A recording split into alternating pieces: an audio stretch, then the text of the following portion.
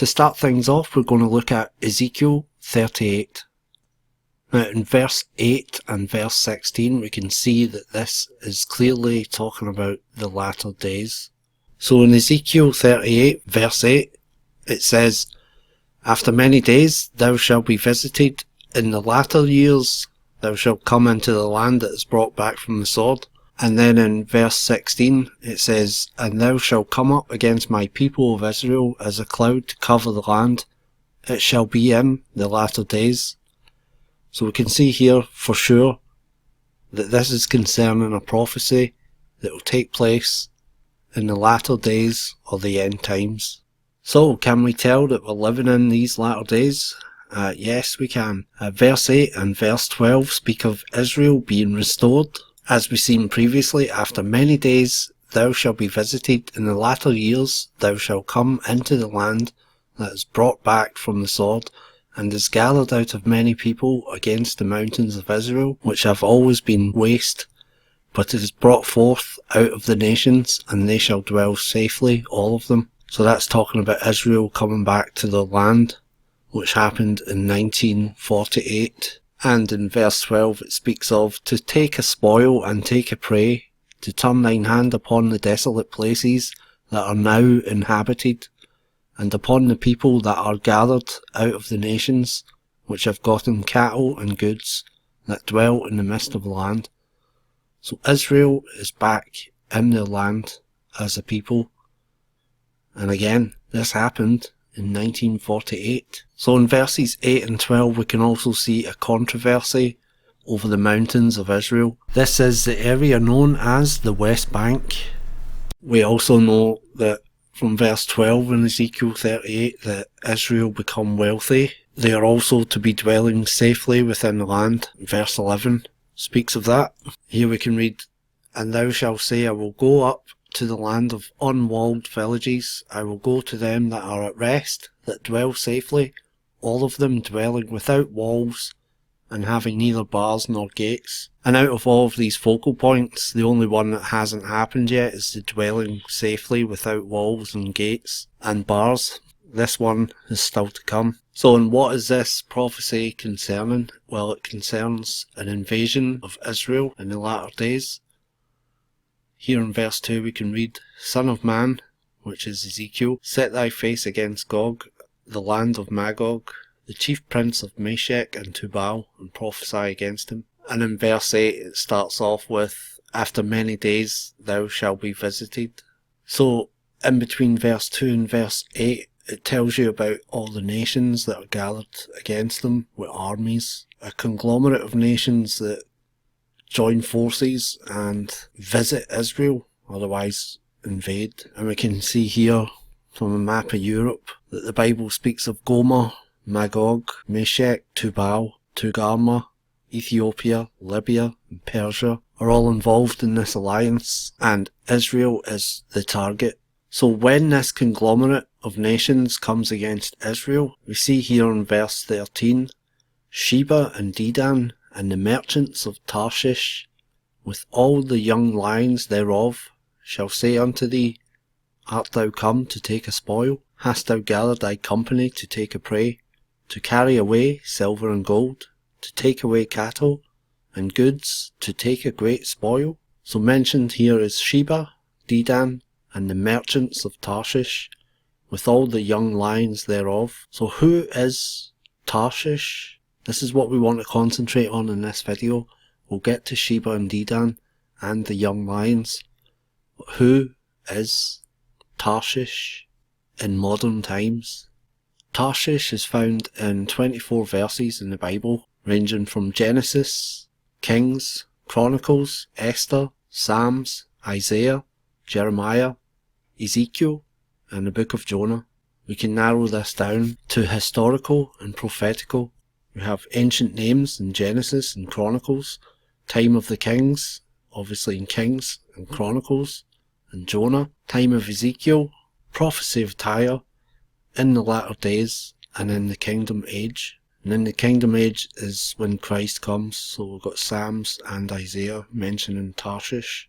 So we have 8 clues To search out the identity of Tarshish, clue number 1. Tarshish is a descendant of Japheth, and it is an island or coastal power.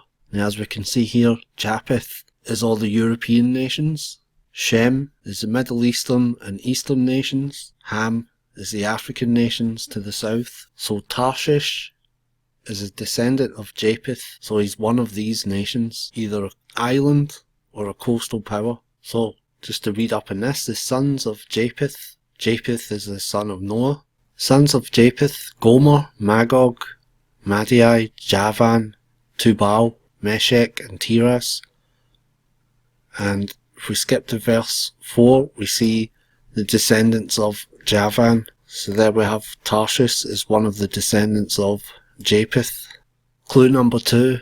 Tarshish is a maritime power, famous for its ships, mentioned many times in the Bible as the ships of Tarshish. 2 Chronicles 9:21, Psalm 48:7, Isaiah 2:16, 23:1, 69, Ezekiel 27:25. Let's have a look at a couple of these. 2 Chronicles 9:21, For the king's ships went to Tarshish with the servants of Huram. Every 3 years once came the ships of Tarshish, bringing gold, silver, ivory, apes, and peacocks. Clue number 3. Tarshish traded in global markets and helps ferry goods in the east. Apes and peacocks were not indigenous to that region, so they had to be imported from somewhere, and they were imported on the boats of Tarshish. Now this is concerning the days of King Solomon. In 1 Kings chapter 10 verse 22, we see Tarshish rendered as Tarshish. It is exactly the same group of people, because it's concerning Solomon, and they bring the exact same stuff of gold, silver, ivory, apes and peacocks. And we can see here, for the king had at sea a navy of Tarshish. It's very interesting. Clue number 4. It's located to the west, far away from Israel. In Jonah chapter 1 verse 3, But Jonah rose up to flee unto Tarshish from the presence of the Lord, and went down to Joppa, and he found a ship going to Tarshish. Now Jonah was fleeing the presence of the Lord, which is in the temple in Israel and Jerusalem. So in order to flee from that presence, Jonah wanted to get as far away as he possibly could. So he found a ship that would take him to Tarshish. So Jonah went to the coastline in Joppa, which is now called Jaffa in the modern day. So in order to get to Tarshish, you had to get there by the sea. So there is an inscription by an Assyrian king, Esarhaddon, 681 to 669 BC. Quote, All the kings from the lands surrounded by sea, from the country Cyprus and Iman as far as Tarshish, bowed to my feet. So if we go back to the Bible, we see in Isaiah 23 verse 6, Pass ye over to Tarshish, howl, ye inhabitants of the isle. And Isaiah 60 verse 9, Surely the isles shall wait for me, and the ships of Tarshish first. Isaiah 66:19, And I will set a sign among them, and will send those that escape unto the nations, to Tarshish, Pul, and Lud that draw the bow, and to Tubal and Javan, to the isles afar off, that have not heard my fame, neither seen my glory. And Psalm 72:10, The kings of Tarshish and of the isles shall bring presents, the kings of Sheba and Seba shall offer gifts. So it's becoming quite clear that Tarshish is a faraway island, as far away as you can get from Israel, surrounded by sea. Clue number 5. Tarshish were a source of silver, iron, tin and lead, and they traded with Tyre. Tyre is Phoenicia, so Tarshish traded with Tyre, silver, iron, tin and lead. Tarshish are also associated with, in this prophecy, with Dedan and Sheba. This is important because Sheba, Dedan and Tarshish are mentioned at the end of the prophecy in Ezekiel when Israel was invaded by the conglomerate European power of Magog. So we should hope to find evidence of such trading of these items between Tarshish and Tyre. A pottery fragment at Ostrakon dated to the 6th century BC. An inscription writes, "Pursuant to the order to you of Ashua the king to give by the hand of Zechariah silver of Tarshish to the house or temple of Yahweh 3 shekels." So this is talking about an order of silver from Tarshish to the house temple of Yahweh. So here we have evidence of trading between the nation of Israel, which was Phoenicia, and Tarshish. And what were they trading? Silver. Clue number 6. Tarshish takes over from Tyre and obtains influence after her destruction. Isaiah 23, 6-7. Pass ye over to Tarshish, howl ye inhabitants of the isle. Is this your joyous city, whose antiquity is of ancient days? Her own feet shall carry her afar off to sojourn. So Tarshish will take over the trade routes from Phoenicia, which encircled Africa and beyond. As we know from other verses, it takes 3 years for the ships to come to trade. Clue number 7. They are a colonial power, having independent political offspring. Speaking of the young lions in verse 13, in Ezekiel, Sheba and Dedan and the merchants of Tarshish with all the young lions thereof. So the Hebrew for young lions is Kepha, which says definition, a village as in covered by walls, also a young lion, perhaps as covered with a mane. Young lion, village. This is offspring from the mother lion, which then become independent of their mother. Ezekiel 19:3. And she brought up one of her whelps, it became a young lion, and it learned to catch the prey, it devoured men. So the young lion is now looking after itself without the help of the mother. So in terms of a country or a nation, this is a country that has other nations under its wing, so to speak. It's young lions, with Tarshish being the mother lion. And Ezekiel 19:5 goes on to say, Now when she saw that she had waited and her hope was lost, then she took another of her whelps and made him a young lion. So the mother's grooming her young babies to make them into a young lion, independent. And Kepha in Hebrew is a village. So we're talking about other nations here under the influence and care of the mother lion nation, which is Tarshish. Clue number 8. Tarshish is a trading power in the Gulf region, operating in the region of Sheba and Dedan. Sheba and Dedan is Saudi Arabia, Qatar, Kuwait, Oman, the United Arab Emirates, Bahrain. Tarshish trades with these nations at the point in time where Israel is invaded by the European conglomerate forces led by Gog. So, in Ezekiel, Sheba and Dedan and the merchants of Tarshish with all the young lions shall say unto thee, Art thou come to take a spoil? So this is a challenge issued by Sheba, Dedan, the merchants of Tarshish, with all the young lions thereof. So remember, the young lions are daughters and sons of the mother lion nation, which is Tarshish. So all of these are in alliance, Sheba, Dedan, merchants of Tarshish, with all the young lions thereof. So just to be sure, we have the king of Assyria, BC 744 to 727. As for Samse, queen of Arabis, she fled for her life. The people of Massa, Tema, Saba, which is Sheba, knew of my power and bowed to my rule. And then we have an inscription, AD 14, the deeds of Augustus. In Arabia, the army penetrated as far as the territory of the Sabians and the town of Marib. The Sabians are Sheba. And we have ancient graffiti inscriptions from Al-Ula, approximately 600 BC. Niran, son of Hadiru, inscribed his name in the days of Gashim, son of Shahar, and Abd, governor of Dedan.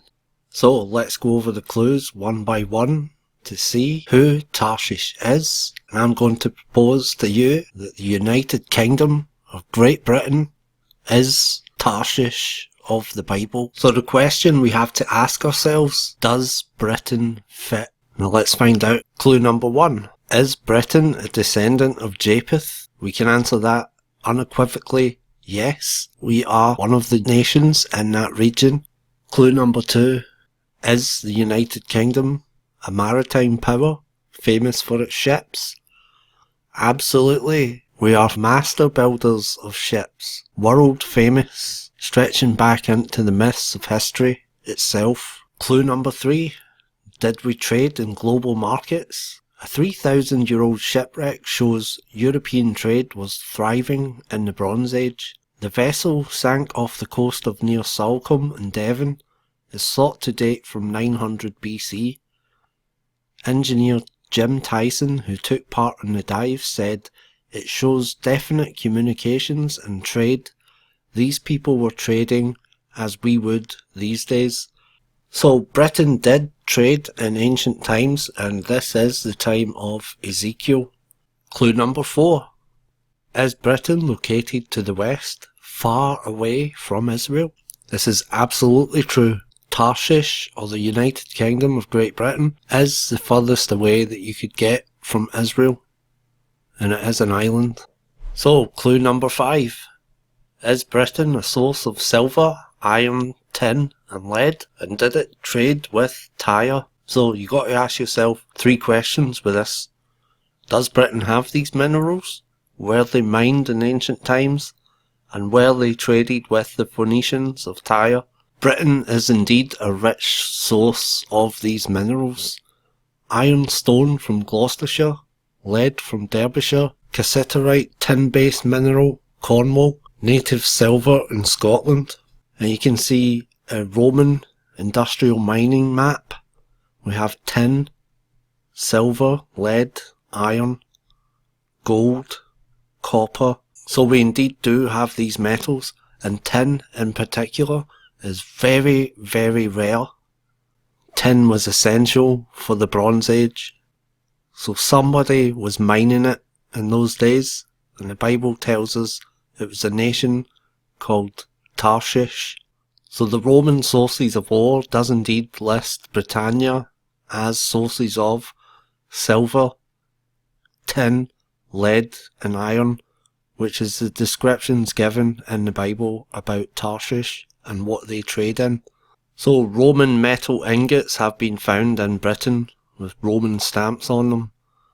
Tin, lead, iron and silver. And here we have the St. Mawes tin ingot, and this is world famous. It's processed tin and it's dated at 2000 BC. So this indicates that tin was being mined and processed in Britain at the date of the time of Solomon. So were they traded with the Phoenicians? In 2010, the BBC reported that a boy called the Stonehenge Boy was dug up, was from the Mediterranean. Chemical tests on teeth from an ancient burial near Stonehenge indicate that the person in the grave grew up around the Mediterranean Sea. The bones belong to a teenager who died 3,550 years ago and was buried with a distinctive amber necklace. So people from the Mediterranean, which is the Phoenician region, were coming to Britain at that time. And what's interesting, the shipwreck that we showed you earlier, on the shipwreck they found 27 tin ingots. Experts have said 300 Bronze Age artefacts found in a shipwreck off the Devon coast could prove European trade thrived as back as 3,000 years. The artefacts, including copper, tin, ingots, gold bracelets and a bronze sword, were found near Salcombe by amateur archaeologists last year. What's significant about this is that the tin being on board and the copper and gold, these are things that Britain has no need to import into the country. Therefore, this shipwreck was on its way to the Mediterranean. This tin was being exported out of Tarshish, Great Britain. Also in 1991, a group of divers from the South West Maritime Archaeological Group discovered a hoard of 44 tin ingots at the mouth of River Erne in southwest Devon. To date, this has been the largest underwater find of archaeological tin in Europe. There is a strong possibility that the ingots from the ingot site are British Bronze Age in date. So this here is a periplus of the Erythraean Sea, and a periplus is basically a log of import and export at each port along trading routes. Now this has been dated between 1st century and 3rd century, but conservative estimates place it late 1st century BC. So in this periplus it's evident that tin is being imported from the west rather than being mined somewhere in the east. It doesn't come from around this region, it was being imported from elsewhere, from the west. Historian Herodotus, 440 BC, of that part of Europe nearest to the west, I am not able to speak with decision. I by no means believe that the barbarians gave the name of Eridanus to a river which empties itself into the northern sea, whence, as it is said, our amber comes. Neither am I better acquainted with the islands called the Cassiterides, from which we are said to have our tin. It is nevertheless certain that both our tin and our amber are brought from those extreme regions. So this proves that tin was being mined from the islands of the Cassiterides, which is Tarshish, Britain, just a couple of hundred years after the time of Ezekiel. Julius Caesar, 40 BC. The island is well peopled, full of houses built after the manner of the Gauls, and abounds in cattle. They use brass money and iron rings of a certain weight. The provinces remote from the sea produce tin, and those upon the coast, iron. That's Julius Caesar commentaries. How about Diodorus from the 8th century BC? Now we shall speak of something concerning the tin that is dug and gotten there. They that inhabit the British promontory of Belerium, by reason of their converse with the merchants, are more civilized and courteous to strangers than the rest. These are the people that make the tin, which with a great deal of care and labour they dig out of the ground, and that being rocky the metal is mixed with some veins of earth, out of which they melt the metal and then refine it. The geography of Strabo, quote, the Cassiterides are 10 in number, and lie near each other in the ocean, toward the north, from the haven Atabri. Of the metals they have tin and lead, which with skins they barter with the merchants for earthenware, salt, and brazen vessels. Formerly the Phoenicians alone from Gades engrossed this market, hiding the navigation from all others. When the Romans followed a certain shipmaster, that they might discover the market, the jealous shipmaster wilfully stranded his vessel on a shoal, misleading those who were tracking him to the same destruction. Escaping from the shipwreck by means of a fragment of the ship, he was indemnified for his losses out of the public treasury. So here we see that formerly the Phoenicians alone engrossed this market of the Cassiterides, the islands that made the metal, tin and lead. This is absolute proof, folks, that Britain was trading with the Phoenicians in precious metals in ancient times. So, clue 6, does Britain take over from Tyre? Well, as we just saw, the Phoenicians alone engrossed the market of trading in precious metals with the islands of Britain, Tarshish, and indeed Britain did take over from Tyre in the trading routes of the Phoenicians. With the East India Company in 1601, Britain became a world superpower, an empire, and it was because we controlled these trading routes that were once dominated by the Phoenicians. Clue 7. A colonial power having independent political offspring. Does Britain fit this bill? Absolutely it does. Britain has many nations under its Commonwealth. We ruled over those nations as a mother lion does its cubs. Now today, these young lions have grown up and are independent. Canada, Australia, India, and even the United States of America was once our colony, which is now completely independent from the rest. So when Ezekiel 38:13 says, Sheba and Dedan and the merchants of Tarshish, with all the young lions thereof, shall say unto thee, Art thou come to take a spoil? Then you know which nations it is talking about. Tarshish, Great Britain, with its young lions in tow. During the reign of Queen Victoria is when the young lions were under our rule, but they've grown up now and they're independent. They have truly become the young lions. Here in Britain, we have lions everywhere. Trafalgar Square, George Square in Glasgow, Market Square in Nottingham. On the football teams, we have the 3 lions on the shirt. In Scotland, we have the Lion Rampart flag. On our money, the 10p, we have a lion. Even printed on our eggs, Britain is known as the lion. During World War I, you can see this advertisement. The Empire needs men to answer the call, helped by the young lions, Australia, Canada, India, New Zealand. Rejoice, the word of God is true. Is the merchants of Tarshish the merchants of Britain? Clue number 8. Absolutely they are. Are the merchants of Britain a trading power in the Gulf?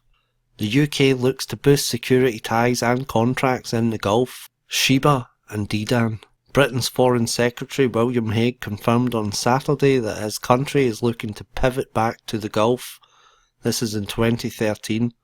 We are extending our cooperation on defence and security with countries in the Gulf, deliberately and for the long term. This is the Foreign Office. We want the UK to be the Gulf's commercial partner of choice. British business and expertise has much to offer the region. An estimated 2.2 trillion in infrastructure projects is currently planned or underway in the region. The Bible says that Tarshish has been trading in this region, and it states in the last days, Tarshish, Sheba and Dedan will still be trading, and they shall be there when Israel is invaded by the forces of Gog, which is the European conglomerate. And after Brexit, they have just announced that their desire to mould the remaining European states into one superstate. These are all news clippings from Britain's trading in the Gulf, and some of these are from 2012 all the way through up to 2014. Gov.uk, relations with the Gulf states are of huge significance to the UK. Over 160,000 British nationals live and work in the Gulf, and we export around 15 billion worth of goods and services to the Gulf, which is on par with China and India combined.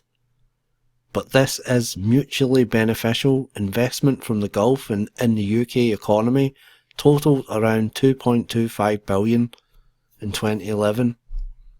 We are fast approaching the return of Jesus Christ.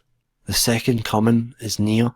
Britain has just made its manoeuvre to break away from the tribes of Magog, Gomer, Meshech and Tubal. We will no longer be part of that. America has stated that the special relationship will continue between the two nations. America is a young lion, independent now of Great Britain. Canada, a young lion. India, a young lion.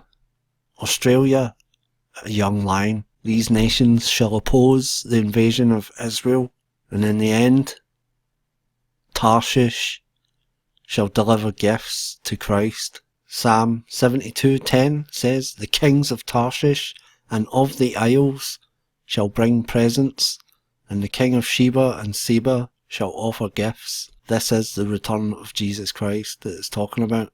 Yea, all the kings shall fall down before him, all nations shall serve him.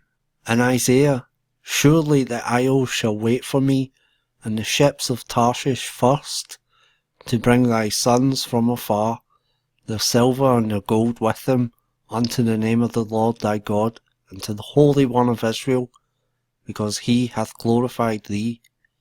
Do not delay, my friends. The word of God is true. So the question is, stay with me. Stay with me. Are you willing to put your faith in Jesus Christ? Are you willing to take that chance? Yes. God is willing to forgive you of your sins. All of them. If you accept his son and ask him into your life, that's all you have to do is just accept his son, accept his love, and receive his forgiveness right now.